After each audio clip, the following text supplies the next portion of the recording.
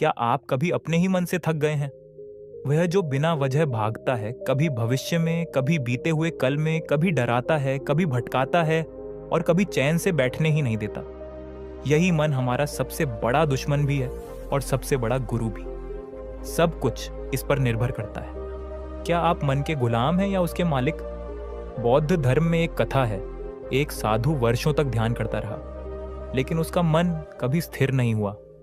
वो गुरु बुद्ध के पास गया और बोला, भगवान, मैं मन को बिठा नहीं पा रहा। ध्यान करते हुए भी मन हर तरफ दौड़ता रहता है। बुद्ध मुस्कुराए और बोले, तुम एक प्याले में पानी भरो और उसे छत पर ले जाकर बिना एक बूंद गिराए 7 बार चलो, लेकिन एक शर्त है, तुम्हारे पीछे एक सैनिक खड़ा होगा और अगर एक भी बूंद गिरी तुम्हारा सिर कलम कर दिया जाएगा।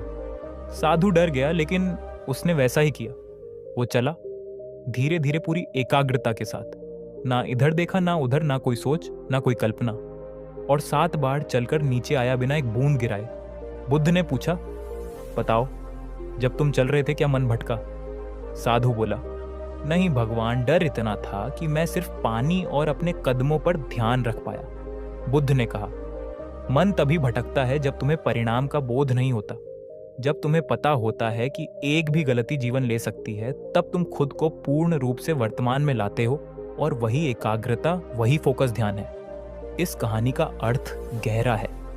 हमारा फोकस तब भटकता है जब हमारे सामने कोई सीधी सच्ची चुनौती नहीं होती, जब हम टालते हैं, जब हमें लगता है कि अभी नहीं तो बाद में, तब हमारा मन रास्ते से हट जाता है। लेकिन जैसे ही हम मन को दिशा देते हैं, एक स्पष्ट उद्देश्य, एक जरूरी कार्य, एक आत्मा को छू लेने वाला कारण, मन भटकना बंद कर देता है और जागना शुरू कर देता है। बौद्ध ध्यान कहता है, मन बंदर की तरह है जो हर पल पेड़ से पेड़ कूदता है, लेकिन अगर तुम उसे बैठने की जगह दो, सांसों की आवाज, शरीर की अनुभूति, वर्तमान की गहराई, तो वह शांत हो जाता है। अब सवाल है, कैसे लाएं इस एकाग्रता को? ध्यान शुरू करो, लेकिन संघर्ष मत करो। मन भागेगा, उसे जाने दो।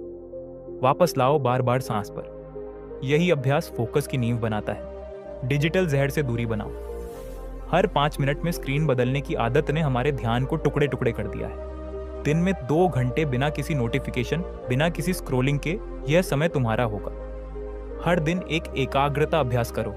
चाहे 15 मिनट लिखो, पढ़ो, सुनो, लेकिन बीच में रुकना नहीं। एक काम, एक समय, एक लक्ष्य। यही मोनोटास्किंग असली तपस्या है। मन को समझो, दबाओ मत। फोकस तब आता है जब तुम मन से युद्ध नहीं करते, बल्कि उसे दिशा देते हो।